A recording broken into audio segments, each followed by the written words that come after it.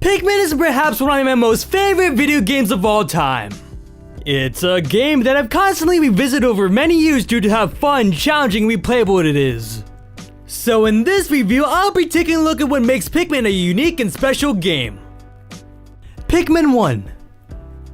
Pikmin is a real-time strategy game developed and published by Nintendo. It was first released for the Gamecube, then later on for the Wii.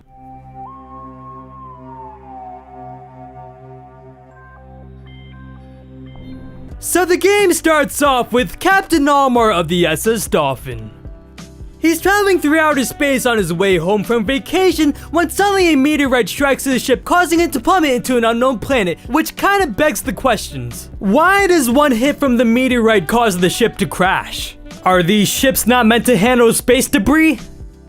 So then Captain Almar wakes up to discover that his ship is completely destroyed, missing all of its 30 parts, 25 of which is required to leave the planet. To make matters worse, he has a total of 30 days until his life support system can no longer provide him with the oxygen that he needs. To make matters even worse, the planet that he landed on is full of nocturnal predators looking for something to eat. To make matters even worse than that, Almar is just a weak, puny person who can't fend off the predators or carry back the ship parts. I guess you could say that he's kind of fucked.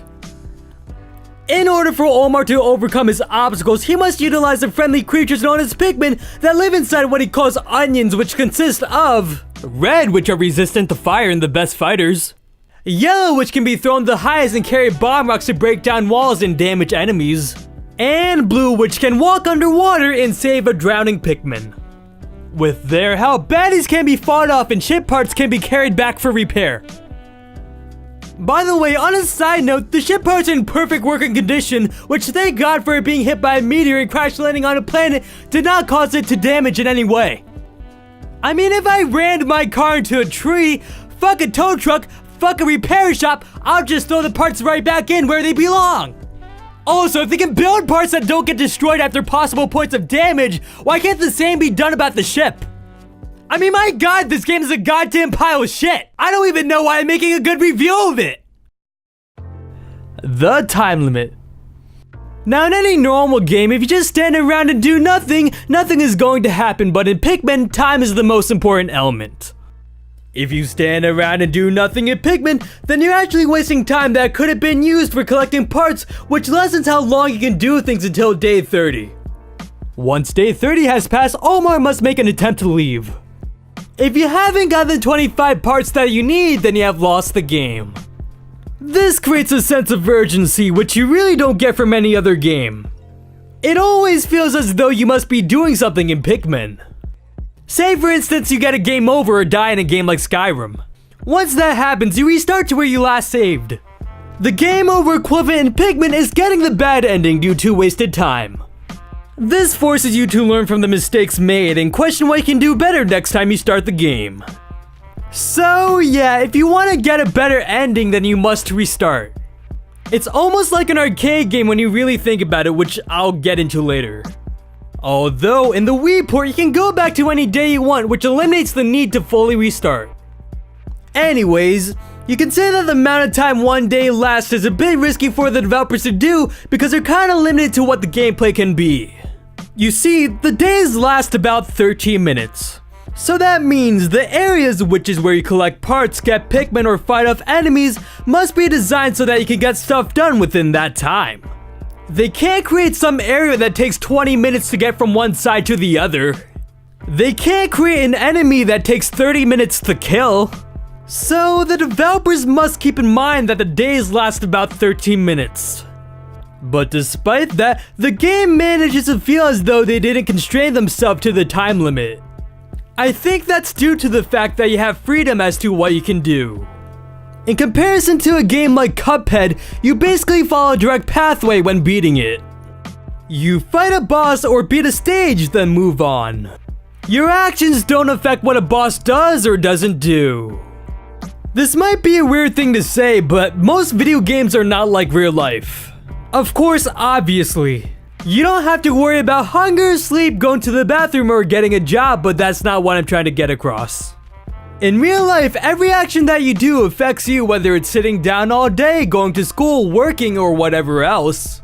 Real life doesn't have a set path, which is like Pikmin.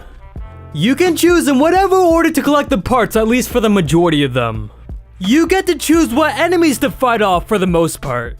You get to choose when you want to do anything for the most part. You can make the argument that in Cuphead you could choose when to do whatever you want. You can choose to jump here opposed to walking there or when to play a certain stage, but in Pikmin it actually leads somewhere. Again, the choices that you make affects how it ends, which creates a more immersive experience since it's like real life. Now you may be wondering, those graphics don't look all that damn realistic. How the heck is this game an immersive experience? Well, realistic graphics doesn't make a game more immersive, it just makes it look more real.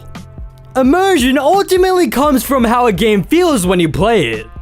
Pikmin makes it feel as though you're in control of what you do. It's an autonomous feeling game. You're not forced to do this task or that task in a certain order to progress the game. The most you really need to do is sit back and do nothing for 30 in-game days. The day counter. In Pikmin, the amount of days that you've spent on the planet is counted by the game. This of course gives the players a measurement of how long they've been playing for. Now personally, having the day counter makes the game replayable because it encourages me to improve my time. Each playthrough, I try to find new ways of being quicker and more efficient than the last. Part of Pikmin is multitasking. You're not forced to do one thing at a time despite you being one person or technically speaking the Pikmin. Since you're allowed to do multiple things at the same time, you can perhaps have Pikmin fight off an enemy while others are carrying back a ship part and others are breaking down a wall. Just to note, you're limited to 100 Pikmin out at a time, so you must decide how much you want doing a certain task. So whenever I play, I question what can be done to make things happen faster or sooner. Now, when I first played Pikmin, I got the bad ending, but who wouldn't their first time through? After that, I learned that I can get the ship part as this wall is breaking down. I learned that if you move around the C-stick while throwing Pikmin, it will allow you to throw them faster. Although, to be honest, I did learn some of this from watching YouTube. All of this learning has finally led me to get the best ending after my third or fourth playthrough. Though I didn't stop there. I've kept replaying to beat the game faster. Now my personal record is 12 days with no Pikmin killed. So the day counter encourages a faster completion of the game. It's essentially an arcade game with an ending. Now you may be wondering, how is Pikmin, a console game, the same thing as an arcade game like Pac-Man? What are you, a fucking moron? Well, you stupid sack of shit audience.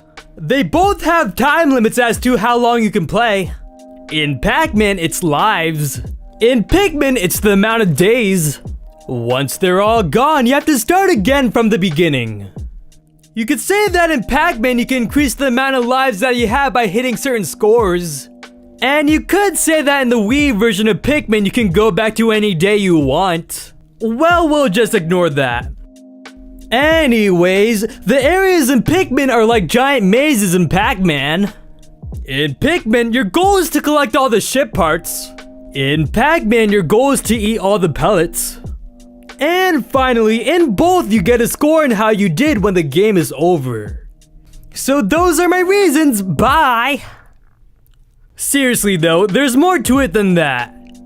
When you really think about it, why do people keep playing Pac-Man after their first game over, or second, or third, or fifth? Why don't most people just give up after the amount of progress they made? Aren't they aware that they have to go through the same stages to get back to where they were? Well, one reason why people keep playing Pac-Man after their first go-around is to get a better score. It's ultimately to improve how you did from last time, similar to the amount of days you finished with in Pikmin. You have to play Pikmin again if you got the bad ending and would like to get a better one or lessen the amount of days it took to beat the game. Which is why Pikmin is like an arcade game. The Pikmin. Now the key component of Pikmin are the Pikmin. and multitasking.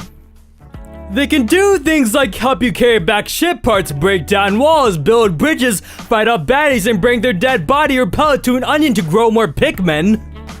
On top of their head is either a leaf, bud, or flower, which indicates how slow or fast the Pikmin moves. Leaf is the slowest, bud is the second slowest, and flower is the fastest. You can turn a leaf or a bud into a flower by having them drink nectar. The thing about Pikmin is that you don't control them while they're doing tasks. They'll just do it automatically. So while some Pikmin are breaking down a wall, you can take others to fight a baddie or carry something, which is the multitasking aspect. Am I repeating myself? Oh well. This makes the game fun since you're required to think of ways to play for getting the good ending. It personally creates a feeling of an exciting rush for the constant need to do something. Tasks are more efficient since you're doing more. If you were to do one task at a time, then you most definitely will get the bad ending. So whenever a Pikmin dies, I actually feel bad for it. Their deaths is a result of my actions. Because I decided to carelessly fight that Bulbarb, Pikmin are getting eaten. It's kinda like losing your favorite dog on the spot. Because you fed it chocolate, you fucking asshole. The Pikmin are cute, innocent creatures. Them dying makes me feel bad because they didn't do anything wrong. They were just helping me out on the mission. The thing about the Pikmin is that they feel like actual living creatures. It's their jump for joy when they bring back a ship part. It's the sadness from hearing a Pikmin die. It's their cute big eyes and simplistic body. These aspects of Pikmin really add character and personality to them. Without it, they would be bland and forgettable. Now this might be a bit insane, but most of the time during a playthrough I try not to get any Pikmin killed. If any do, then I'll hit the reset button on my console or select the continue from last save option. It's really just a way to challenge myself. Things that are not as good. The Pikmin. Despite me liking the Pikmin overall, their behavior is kind of flawed in some ways. Tripping is one of those issues. In the past, I never really cared about this, but when getting footage, I realized how much it sucks when Pikmin trip. It really wastes time since you must wait for them to get up. It especially sucks when you're trying to run away from a baddie, but a Pikmin gets killed because it tripped. The thing is that you don't have any control over whether a Pikmin trips or not. It's just random and it happens quite often. I also dislike how easy it is for Pikmin to get distracted. If you're just walking by some pellet posies or a flint beetle, they'll start attacking it even if you didn't want them to. It's really dumb of the developers to have the Pikmin trip and get distracted. Pikmin being crushed after an enemy has died. So when an enemy has died, there's a chance that when it falls over, it crushes the Pikmin to death. It really sucks because when you kill a baddie, you expect no more harm toward the Pikmin. I mean, the danger is dead, so no more Pikmin should really die. The game doesn't even show the Pikmin's ghost or play their death sound effect. All that happens is the total Pikmin counter goes down, which you may not notice. It especially sucks for someone like myself who tries to get no Pikmin killed. I of course can start the day over again if I do notice it, but if I don't, then that's going on my record without any opportunity to go back, at least in the Gamecube port. There is a counter at the end of the day that tells you how many Pikmin you lost, but I usually skip right past that. When I was getting footage, I decided to actually look at the counter, and I managed to get to day 8 without noticing a Pikmin died, which absolutely ruined my playthrough. I was planning on beating the game, but had given up once I saw that. Now, I'm not entirely sure if this is a glitch or not. In an alpha trailer, you can clearly see Pikmin die with their ghost when a Wollywog falls over. So it was definitely intentional at one point. Whether it's a glitch or not, it sucks either way. The end of things that aren't so good. The Wii version. On March 9th, 2009, for everywhere that's not Japan, Nintendo released a port of Pikmin for the Wii with new play controls. This adds pointer controls, which allows you to just point where you want to throw or call Pikmin. When I first played this version, I was actually not that happy with it. I just didn't like how it felt, mainly because I was so used to the Gamecube controls. However, the more I played it, the more I got used to it, and the more I began to realize that the pointer controls is actually more responsive and easier. You can throw and call the Pikmin when you want and where you want. It's actually a rare instance where the Wii controls work with the gameplay opposed to shoving it in as a gimmick. In comparison to the GameCube version, you have to push the analog stick halfway to move the pointer where you want it and further. This is slow and sluggish since there is, though not a lot, waiting time when you move the pointer. It's like playing a shooter with a controller as opposed to a mouse and keyboard. You can do it, but it won't be as instant when aiming. They also made other improvements like allowing you to go back to any day you want, being able to cycle through Pikmin, skipping cutscenes by pressing A, widescreen support, and more. They also made it so that Bomb Rock Pikmin don't drop their bombs when you call them, which for the most part I like the change, but for the final boss it's not that good. I would like to talk about the final boss, but if you don't want the fight spoiled, then please skip to the time code on the screen. So the best way to fight the final boss, Emperor Bulblax, is by having him eat a bomb rock, which causes him to get knocked down for a bit, then attack with red Pikmin. Rinse and repeat. The amount of time that he's down depends on whether he eats a bomb rock Pikmin or just a bomb rock. If it's just a bomb rock, he stays down longer and you don't lose any Pikmin, which of course is the opposite if it's a bomb rock Pikmin. Having the Emperor Bulblax eat only bomb rocks is quite easy in the GameCube version, since you could call a thrown yellow Pikmin to have it drop its bomb. However, in the Wii version, yellow Pikmin don't drop their bombs when being called after being thrown. You have to rely on them to throw the bomb into the Bulblax's mouth, which sometimes doesn't happen. Although, this is really just the only situation where the change is bad. So in my opinion, the Wii port is the definitive version because of pointer controls and other improvements. The conclusion. Pikmin is perhaps one of my most favorite video games from childhood. It has gameplay that makes me want to come back after beating it so many times. It's like an arcade game.